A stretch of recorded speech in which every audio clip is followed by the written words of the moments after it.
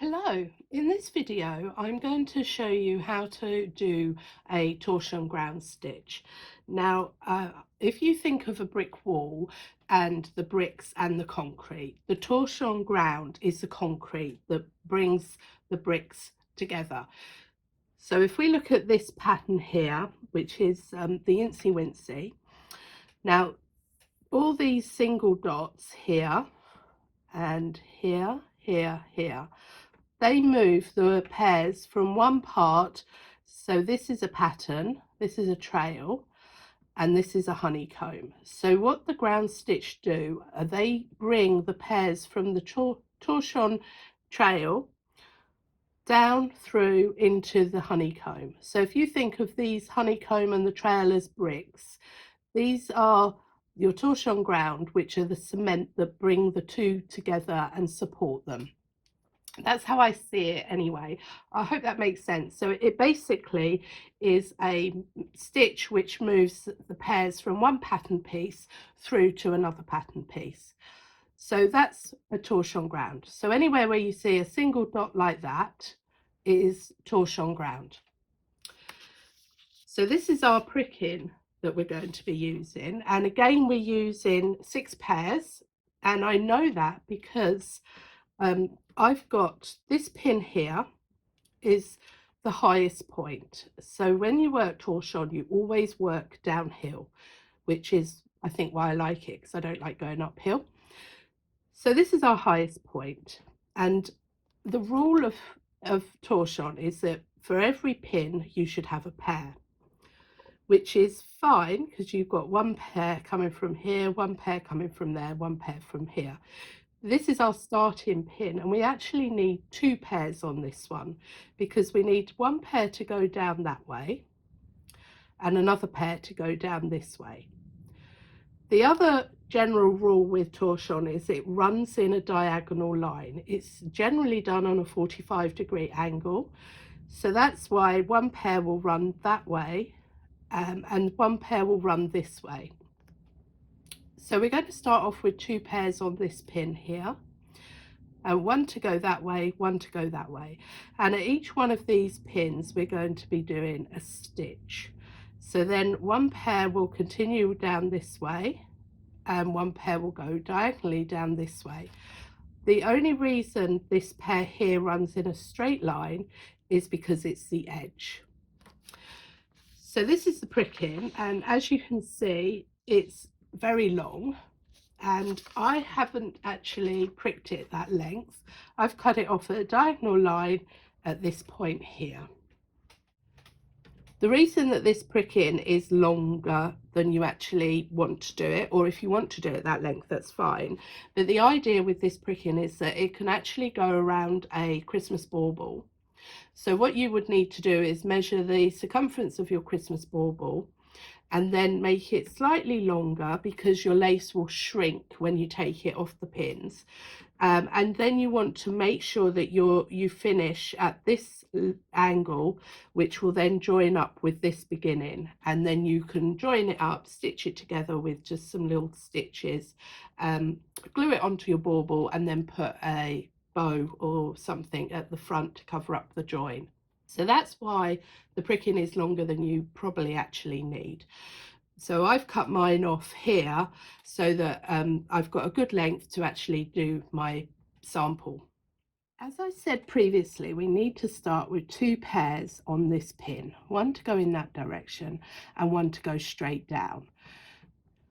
Now there's 2 ways you can do this, and now the first way is more of a what I call the traditional way, and we're going to put a support pin on the left in this pinhole here, which is a support pin. Now we call it a support pin because what it does is supports the pairs, because at the start there is nothing supporting those pairs because we're starting out and there's no pins that they're hanging on. So we hang them on a support pin. So I'm going to hang one pair on that support pin. I'm then going to put a second support pin over here. Now you won't have this on the pricking because I've only put 2 support pins in, one support pin on the prick-in because I don't tend to use this method, but I want to show you because some teachers do use this method. So I've hung one pair on the 2 support pins, and I always use a berry pin, a pin with a blob on the top, because it's taller than the other pins that you would normally use, and hopefully it's there as a reminder to remove them, because you generally always remove your support pins. Now I'm going to be working my torchon ground in half stitch. So what I am going to do is I'm going to work a half stitch with my 2 pairs. I'm then going to pin up in this first pinhole, and I angle it just slightly back, and then I'm going to close that with a half stitch. And my pairs are back together, and my yellow has travelled through my blue. I'm then going to carefully release my support pin, and I'm going to use it to guide my thread down, because you don't want these threads jumping off of this pin when you take your support pin out. So that's my first one, and I've got my second one. I'm just gently pulling it down. So that's one method that you can use, but I don't generally tend to use that method. So the method that I tend to use is to pop a pin in the pinhole, and then I will hang one pair on the pin, and then I will hang the second pair on the pin, and this is what is known as an open start, because the pin is open. This is an open pin because there's nothing going underneath to close that pin off. Now I've hung them as a rainbow, and generally you will hang them with a rainbow, and if they're all the same colour, that works perfectly. But I have 2 different colours here, and I need to ensure that my colours get back together again. So all I'm going to do is move my yellow bobbin over there, so it goes yellow, blue, yellow, blue. And this now is ready and set up to do my half stitch, and it will return my pairs back to normal. So if I do this, I'm going to end up with 2 separate loops at the start, and I don't want 2 separate loops. I want a nice single loop. So I'm just going to pop 2 twists on, and that's my threads locked together. You can see here, look, they're locked together. And that means that when I take that pin out, when I finished, it will give me a single loop. My colours are still yellow, blue, yellow, blue. If you wanted to just put 1 twist on, that's fine. It depends where you want your colours to move to, because this is one of the ways that you can control your colours and where they go. So I'm now going to close that with a half stitch, and there's my pairs, and it looks exactly the same as had I done a half stitch with the 2 pairs hanging on a support pin. And it's just a little bit quicker. I know this didn't take that, took a little bit longer, but I was explaining it to you, but I tend to do that, and it gives me a nice loop. Now the next thing we're going to do, so this yellow pair is going to travel down here, but we don't have a pair on that pin or above it to work it, so we need to add another pair. So I'm going to pop my support pin back in. I'm then going to hang one of my pairs on that pin, and I'm going to work a half stitch with it. So I'm not popping any twists on because those twists generally come off. So I'm just going to go straight into my half stitch. I'm then going to pin up in the next pinhole down diagonally. So we're following our green pin line pinholes. And then I'm going to close it with a half stitch. So that's now the yellow travelled through my pink. I'm going to lift my support pin up and gently pull that down, and I generally use my support pin to pull it down, because if you've got lots of pairs and pins already, you run the risk of having your threads catch on each other. So I just generally guide it down. It just makes life a little bit easier. So now I need to do the next pin. So as you can see, our yellow has moved through the blue, through the pink, and we're going to put another pair on here. So I've got my green pair, and I'm going to do a half stitch again, pin up, and I'm just angling my pins slightly out, and then close that with a half stitch.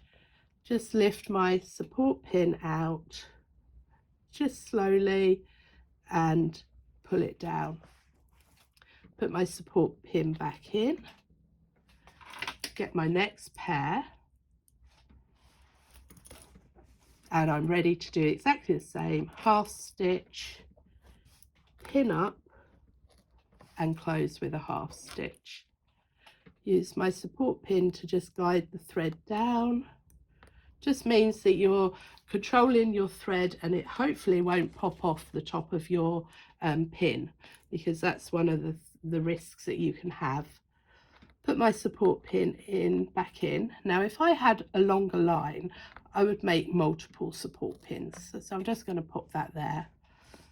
So it just means that it's closer to here, and you've got more control. It's all about controlling your threads, because otherwise they jump off your pin. So let me just see if I can replicate that. So there's my half stitch, pin, half stitch. So what can happen if I just, so as you pull it down, this thread can come out, and then you've lost your stitch. So you'd need to undo it and redo it. So that's why you want to control that as much as possible, because you don't want that happening. So there's my half stitch. Oh, just take my pin out, put it back in, close my half stitch, and then just keep an eye on that thread, pulling it down. I've now run out of pinholes. It can't go any further here. There's no more pinholes. And that's my first row in, and you can see that your yellow thread has travelled all the way down here. Now when you've reached the bottom, it's just a question of moving your pairs back again to the top, and you'll find you've got this blue pair here runs down to this pinhole. Because we're on the edge, it runs down. If you'll see in here, this main part, they travel diagonally, but because you're at the edge, it will run straight down. And this pink pair will run diagonally to this pinhole. So at the bottom, we ended up with two pairs, one to go one direction and one to go straight down. At the start, we had two pairs, one to go diagonally and one to go straight down. So whenever you finish a row, you will always generally have two pairs hanging on the end of that pin, because it's the end of the row and you need one to go diagonally and one to go into a different area. So we're going to just do exactly the same again. So we're going to do a half stitch, pin up, and close with a half stitch. So that's our blue that's travelled through our pink. We're now going to bring in our next pair, and we know it's our next pair because the diagonal line not only runs in this direction, but it also runs in this direction. So this pin, if you're ever unsure which pair you want to use next, you lift up your pair and you lay it in a diagonal line. So this one can't go that way because there's pins in the way, so it can only go this way diagonally, and it doesn't go straight down because we'll be missing a pinhole. So this is the pair. Our red pair doesn't go over there because it's not going in a diagonal line, that's going across, and it doesn't go straight down because again it's not going in a diagonal line. Generally all of these pairs will travel in a diagonal line. Now I use the word generally because at the moment this is the rule we are abiding by, but as I've said previously in other videos, lace has a habit of making rules and then breaking them. So this is what is happening in this particular way for you to learn torchon ground. later on the pairs can go all over the place. So it's a general rule, and it applies to this particular stitch that you're doing, the torchon ground. So we're going to do half stitch, pin up, and close with a pin. No, sorry, we're going to close with a half stitch. We're going to bring in our next pair. So again, if you're unsure which pair to use, this is easy because we've only got the 6 pairs. When you come to 30, 40 pairs, it's not going to make quite so much sense because you're going to have lots of pins, lots of bobbins.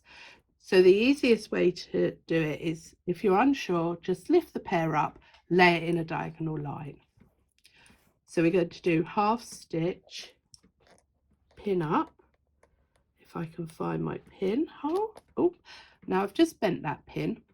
Never put a bent pin into your lace, because what will happen is the pin will swivel round and it won't give you a good enough tension. So never put a bent pin in your lace, and the possibility is I probably didn't prick that. Or the other thing that happens with your blue plastic, depending on the heat or the cold, the blue plastic will actually close up, so you may need to re-prick it again if your bobbin's been hanging around for a bit. So I've put my pin in, close it with a half stitch, and that's the red used. So again, I'm going to bring in my cream pair, and there we are. I've laid it diagonally, so I know it's going to be going diagonally down, and I've half stitched, pin up, close with a half stitch. Now I'm at the last one, and this one behaves slightly differently to all the rest because we're on the edge. If it was continuing, it would run diagonally, but because we have a stopping point here, the edge, this one will run straight down. So we're going to do a half stitch again, pin up, and close that with a half stitch. So now you can see my blue has run all the way down here. My yellow is now back running down this diagonal line here, because if I hold it in diagonal line, it runs that way.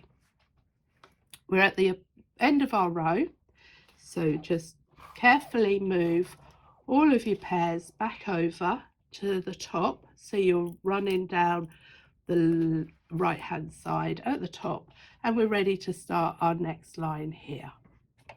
So we're going to do exactly the same, half stitch, pin up,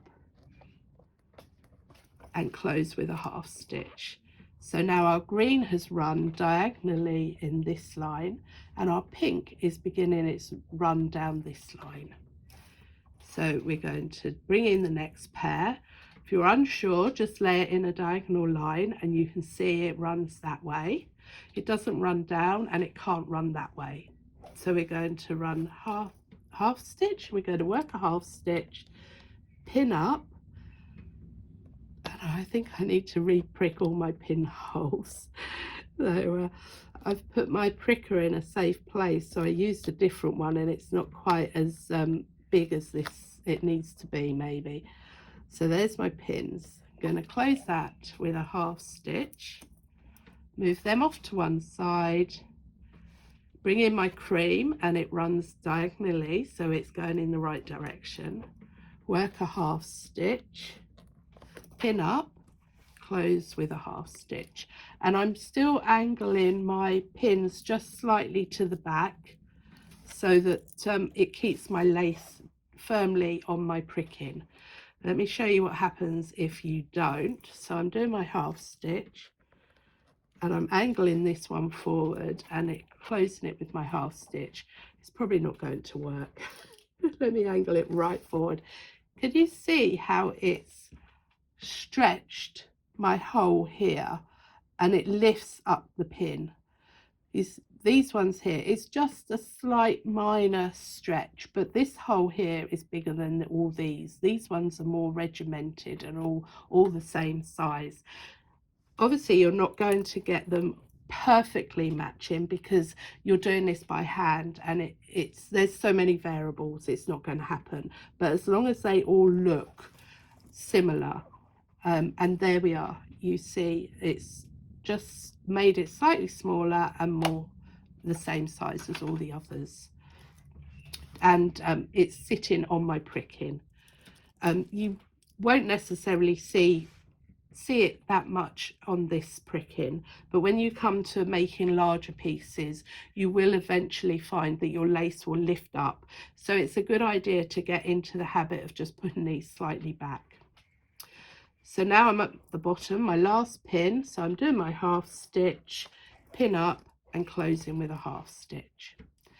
Slide everything back across, and we start back down with our green. So our purple, pink, cerise colour has moved all the way down in one direction.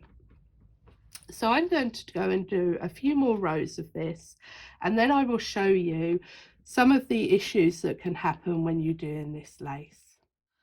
I've now taken my lace on a bit further, and you can now see what happens to your pairs, because if you see, my yellow has come all the way down this line, down a little bit to the next pin below, and it's come back across. So it's now back at the start where I began at the beginning. So the next stage is I'm going to show you a couple of things that can happen to your lace, and what causes them. So the first thing I'm going to do, I'm just going to put this edge stitch in, because this can happen anywhere, but I think it will show more in the center rather than right on the edge. So the first thing that can happen is, because you're moving all of your pairs backwards and forwards, you can lose a twist off of this pair. So I'm going to take my twist off, and I'm going to do my half stitch, pin up, and then close that with a half stitch. And then I'm going to carry on down the line, and we'll just leave that like that for a minute, and in the next row down you'll be able to see exactly what happens.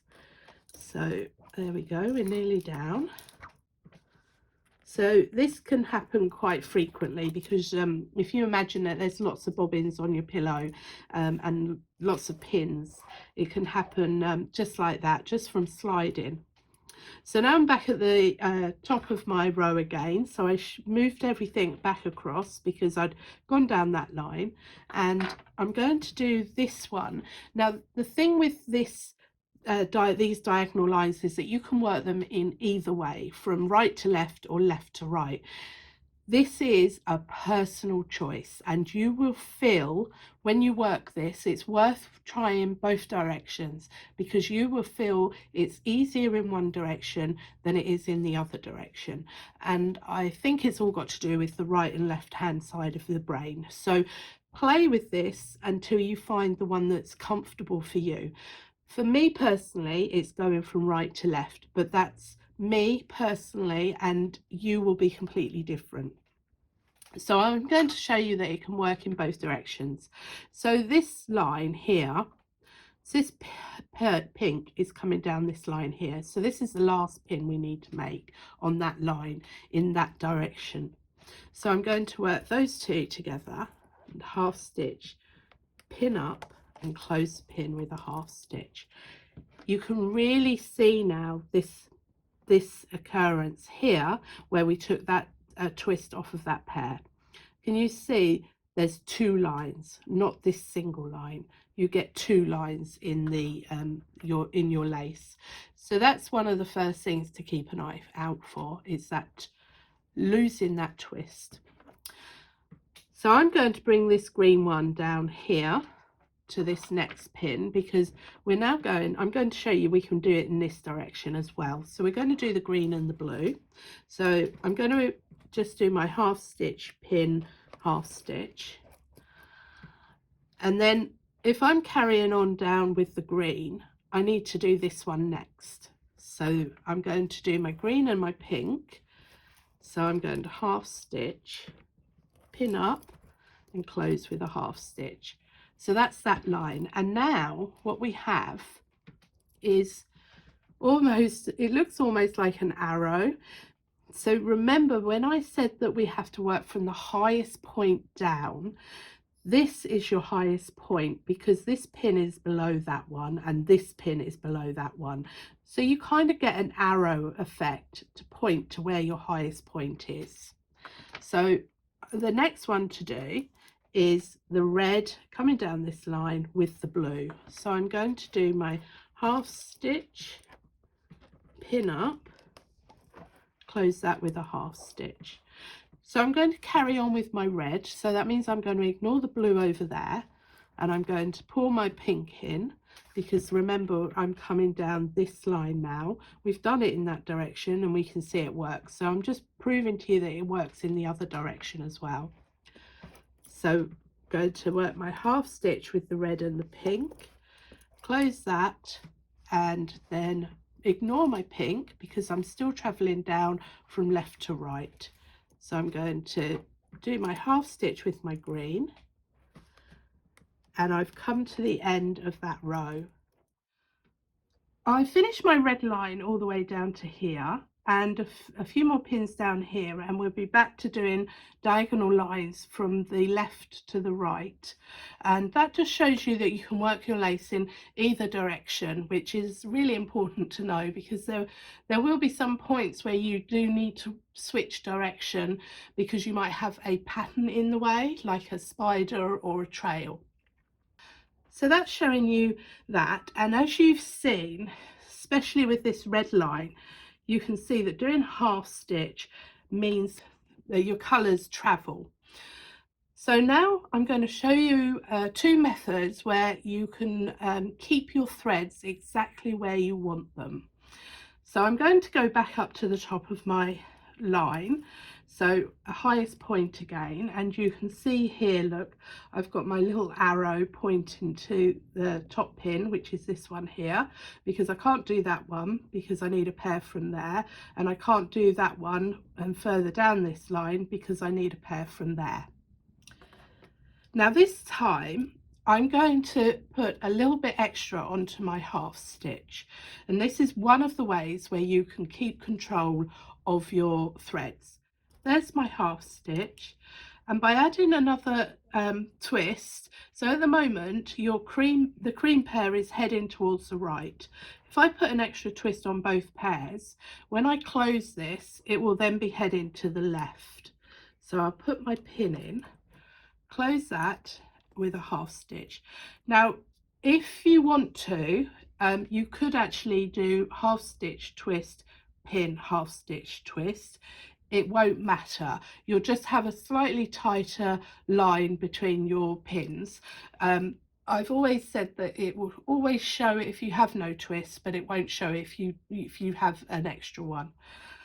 So if you want to keep it all regimental and do half stitch twist, pin, half stitch twist, that's fine. And what you'll see is that my cream pair is back on the left. It started on the left and it's back on the left. So let me do that again with the next one. So I'm coming down this line here. Now if I wanted to, I could go to here. It doesn't matter because both of them have the pairs to make that pin. So that pinhole is worked with the yellow and the cream, and this one is worked with the blue and the pink. So I tend to work in rows.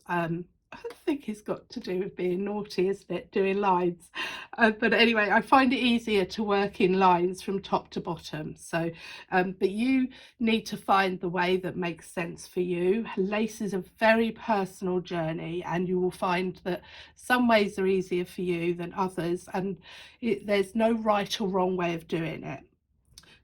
So off we go again. So I'm going to do a half. So this is my blue on the left. I'm doing a half stitch, putting an extra twist on my half stitch, pinning back up, and then I'm going to close with a half stitch. So my blues are still on the left. So then I'll bring in the green because I'm still going down my line, half stitch, twist both pairs, pin up and close with a half stitch. and my pink is still on the left and my green is on the right. So I've come to the end, so I'm going to do exactly the same again. So my green is on the left and my red is on the right. I think I got that the right way around. Half stitch, twist, pin up and close with a half stitch twist. So that's basically one method of keeping the threads exactly where you want them to be. So I'm just going to do a couple more rows, and then I'm going to need to move everything up a bit so that I can show you the second method. So I'm going back to the top of my row, going to do my half stitch. Oh, now I've forgotten to do my twist, so I can put my pin in, but I can still put my twist on now. And I knew that because my colours hadn't gone back to their original places.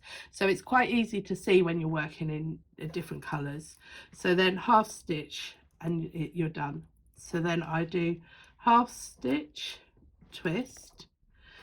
So this is a great method if you wanted to put a gold line, so you wanted all of the ones in the middle are the same color and then a gold edge on either side if you were going to turn it into a band for a bauble. And this is one of the methods that you could do to keep your threads exactly where you want it, because obviously you don't want your gold to travel if it's just going to be a border color. So half stitch, twist, pin up, half stitch, half stitch, twist, pin up. Oh, when I find the hole, half stitch, last one, half stitch, twist, pin up and half stitch. So you can immediately see that our red has travelled down this line and now is going straight down. The pink is going straight down, the blue is, and the cream and the yellow. So I'm just going to do one more row. So half stitch, twist both pairs, pin up, close with a half stitch, half stitch, twist, pin up, close with a half stitch, half stitch, twist, pin up, close with a half stitch. So the extra twist will actually make your stitch stronger. So if you're going to wear it, you might want to consider doing it as a half stitch twist all the way through, because it's got that extra twist on it. So that's the last one there, and you can now definitely see my single lines going down in the colours. I'm ready to start the next row to come down, and this time I'm going to change the stitch so that it actually changes the shape of your hole. So at the moment, if I push some of these pins down, at the moment you're making little squares, square holes, because you're doing half stitch. And the other stitch you can also do with your ground is a cross stitch, twist both pairs, pin up, cross stitch, twist both pairs. Now this is going to change the shape of your ground. Now whenever you find a single pinhole on a pricking, and generally that will mean that you're doing a ground stitch, you can put in any choice of these ground stitches that you want. So you can either do it half stitch, pin, half stitch, twist, pin, half stitch, twist, cross stitch and twist, pin, cross stitch and twist. What you do need to be aware of is, so in half stitch, if you have a colour in there, that colour will travel. In half stitch twist, the colour pair stays the same and is the same shape as a half stitch, but if you go into cross stitch and twist, you're going to get an oblong shape. So let me show you a few rows of that. So it's cross stitch, twist both pairs. So our yellow was on the left and I'm going to do a cross stitch and twist both pairs, and the yellow's still on the left. So this is another way where you can control your colors. So then I'm going to do a cross stitch and twist both pairs, pin up, cross stitch and twist both pairs. Now it's not going to show for a couple of rows, so let's try and do a few more. Cross stitch and twist both pairs. Now this is going to give you a more solid look, because you've got more in your stitch than just a half stitch. So you're basically doubling up your half stitch, because a cross stitch and twist is 2 half stitches. So cross stitch, twist, cross stitch and twist. So there you are. Our pairs have stayed exactly where they were. So cross stitch and twist, pin up, cross stitch and twist. So as you can see, this is a brilliant method if you wanted to have stripes, because then they stay exactly where you want them to be, your colours. So I'm going to do a couple more rows in the cross stitch and twist. I've now done a couple of rows in the cross stitch and twist, and you can definitely see the difference between the half stitch and the cross stitch and twist. This one is more oblong and this one is square shape, so you get a completely different effect when you use the 2 different stitches. Now one of the things I would just say is I've pushed these pins down because I wanted you to see the difference between the half stitch and the cross stitch and twist. I generally do not push them down this close to the edge of my lace. I've done this purely so you can see. I would have pushed anything from about here upwards, I would push down, and the rest I would leave standing up. Because if you're at a class and you're traveling with your pillow, that you run the risk of the threads jumping off of your pins if they're pushed down. The other thing that you can also do is that after a certain point you can start removing your pins and reusing them down here. Now I've always gone on a rule of thumb, so I won't remove any pins for the length of my thumb, purely because if you need to go back, ideally you want to have the pins in your lace, because it's far easier to reverse 1 pin at a time if the pin is in, rather than if you've taken them all out. When you take your pins out, your lace relaxes, and if you then try and unless you know the method of reversing it, which is back to front to when you actually work it, trying to undo lace when all the pins have been taken out is a little bit fraught, because there's so many threads going on in one place and they're nothing supporting them. So basically I don't remove any pins on the edge that are an inch, sort of a thumb's length from where I'm working, and I don't tend to push them down either. So I'm hoping that gives you an idea. I will cover that again in further lessons, because you'll see why. But there's usually a point of no return, as I call it, because there'll be a point where you go, I'm not taking it back that far if I've made a mistake. So just bear that in mind. When you're doing these sample pieces, obviously it's not as crucial, because these are just samples that you can then refer back to. But when you get on to actually making your lace that's going to be used for something other than a sample, it's a good idea to follow those rules. It just helps with the tension, because the only thing keeping your pattern in place are those pins. So once you remove them, everything will shrink down a bit, and you need to have your lace supported. It's easier on you, is what I would say.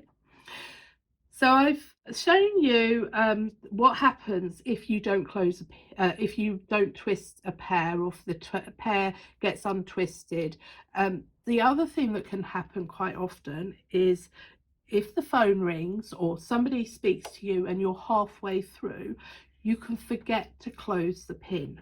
So I'm just going to pop this one in because I don't want to show you on the edge because you won't actually see the effect. So I'm going to do that one as normal, and then I'm going to do this one as normal as well because I'm going to pop it slap bang in the middle. So that's that. And I'm still doing my cross stitch and twist. So on this pair, I'm going to do my cross stitch and twist, pin up, and then the phone rings, you go off to answer it, you come back and you're on to the next pair. So you haven't actually closed that pin. And this is what we call an open pin because there's nothing underneath it. So I'm going to carry on down here, do my next few to the end of this row, and then last one, and then back up to the top because we don't go back upwards, we come downhill. So then I'm going to put in my next row,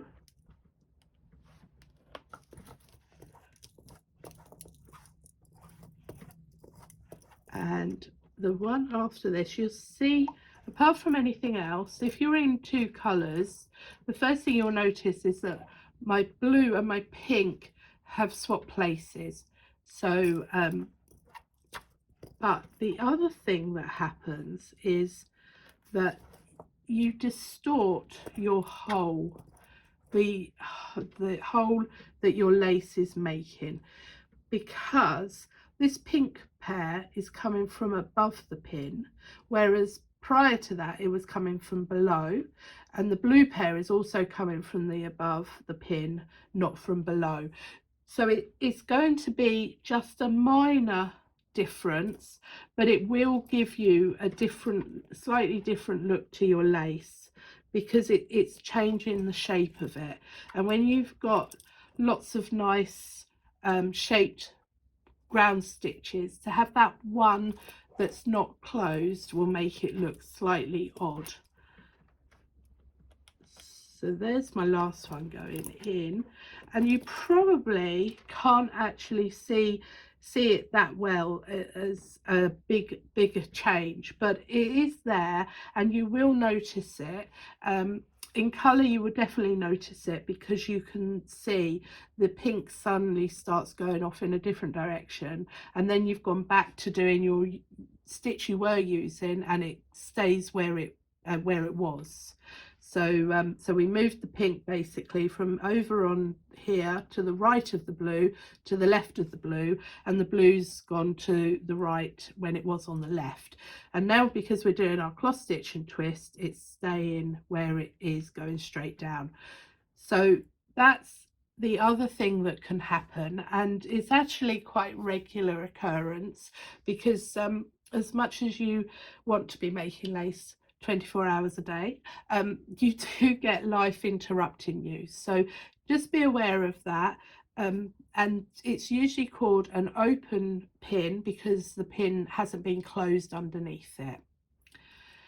So that's basically your ground stitch done, and I'm hoping I've given you a lot of information, and what I would suggest is maybe if you want to, making a few samples. So first of all you do the sample in the half stitch, then you can make another samples controlling the threads, and if you really want to you can make a third one where you're doing it in cross stitch and twist. It will really cement the process of doing your ground stitches, because these stitch, although a lot of the time it's only a single pinhole, these are really crucial because it ensures that your bobbins go from one pattern to the next pattern to the next pattern. So they're your groundwork that's holding your lace together, which is why I think of it as the cement in a brick wall. And especially when you get the cross stitch and twist, it looks more like bricks, but that's the only way I can think of to describe what exactly a ground stitch is for. So now once you've made it to the length that you want, you can tie everything in a reef knot in their pairs. So that's a reef knot, that's a reef knot, that's a reef knot, and you'll end up with long lines. And then if you're popping it on a bauble, you can join the ends together just with some sewing thread, glue it onto your bauble, and then glue a bow over the join, and there it is, ready for your Christmas tree. These are really quite quick to work and would make lovely gifts for people, and so you can show off your lovely lace skills. Anyway, hopefully that makes sense. If you've got any questions, please ask, because that's what I'm here for. Have fun making your lace, and thanks for watching.